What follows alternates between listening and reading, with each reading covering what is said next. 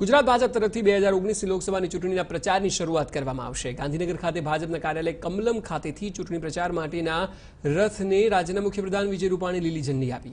આગામી લોકસભાની ચૂંટણીને લઈને ગુજરાતની લોકસભાની 26 બેઠક પર બીજેપીના 26 રથ ફરશે, એટલે કે દરેક જિલ્લામાં ભાજપનો ચૂંટણી રથ ફરશે। આ માટે બીજેપી તરફથી ભારત કે મન કી બાત મોદી કે સાથ આ થીમ બનાવવામાં આવી છે। ચૂંટણી પ્રચાર માટે દરેક જિલ્લામાં ફરનારા રથોમાં સૂચન પેટી તેમજ ટેબ્લેટના માધ્યમથી લોકો સૂચન કરી શકશે। આ સાથે લોકો ટોલ ફ્રી નંબર પરથી પણ સૂચન આપી શકશે। આ સૂચનોને આધારે 2019ની ચૂંટણી માટે મેનિફેસ્ટો તૈયાર કરવામાં આવશે।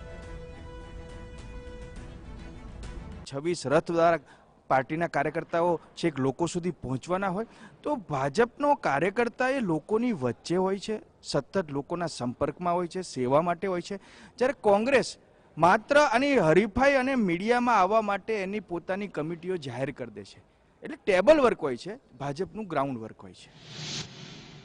બીજેપી હવે દેશમાં પોતાના વિવિધ રથો મોકલીને લોકોની મનની વાત જાણશે અને સંકલ્પ પત્ર બનાવશે। તે કાર્યક્રમનું નામ આમ તો ભારત નહીં કે મન કી બાત રાખવામાં આવી છે। એની લોન્ચિંગ છે એ બીજેપીના રાષ્ટ્રીય અધ્યક્ષ અમિત શાહે કરી છે, પણ હવે ગુજરાતમાં પણ 26 રથો જે બનાવવામાં આવ્યા છે એ તમે અત્યારે એ પાછળ જોઈ શકો છો। જે રથો છે એ જે તમામ જે વિધાનસભાઓ છે વિવિધ પ્રકારની તેની અંદર ફરશે અને લોકોનું જે સૂચન છે એ લેશે કે કયા પ્રકારના જે તેમની અપેક્ષાઓ છે વડાપ્રધાન નરેન્દ્ર મોદી પાસે। તે સિવાય કઈ રીતની વ્યવસ્થા હશે એ તમે જોઈ શકો છો। અહીં આમ તો ટેબ્લેટ મૂકવામાં આવ્યું છે, એની અંદર એનાથી સ્ટાર્ટઅપ કરવામાં આવશે, પણ આ પ્રકારનું જે સજેશન છે એ મૂકવામાં આવશે, જેમાં વડાપ્રધાનનું જે ફોટો છે, જે પોસ્ટકાર્ડ છે, તેમાં એડ્રેસ જે છે તે જે બીજેપી કાર્યાલય દિલ્હીનું તેનું રાખવામાં આવે છે। કામ કરે અને અપેક્ષા એનાથી જ હોય તે પ્રકારની, અને આપનું સૂચન આ પ્રમાણે જે છે તે એની અંદર લખવાનું રહેશે। પોતાનો મોબાઈલ નંબર, પિન કોડ, આ તમામ વસ્તુઓ લખવાની રહેશે ને જરૂર પ્રમાણે એક નિશ્ચિત નંબર પણ આપવામાં આવ્યું છે જેના માધ્યમથી થશે।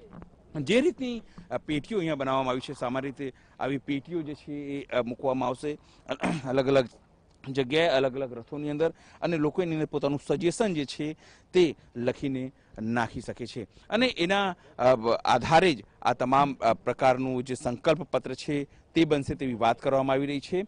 પણ જે નિષ્ણાતો છે તે અવશ્યપણે માને છે કે આવી મતપેટીઓના માધ્યમથી અને આવા રથોના માધ્યમથી પાર્ટી એક તરફ તો નિશ્ચિત છે કે પોતાનું જે સંકલ્પ પત્ર માટે સુઝાવ છે એ તો લેશે, પણ સાથે એક પ્રકારનું જે પ્રચાર છે એ પ્રકારે પણ જે આયોજન છે તે કરવામાં આવ્યું છે। એટલે કે એક તીરથી બે નિશાન કરવાનો પ્રયત્ન પાર્ટીનું છે।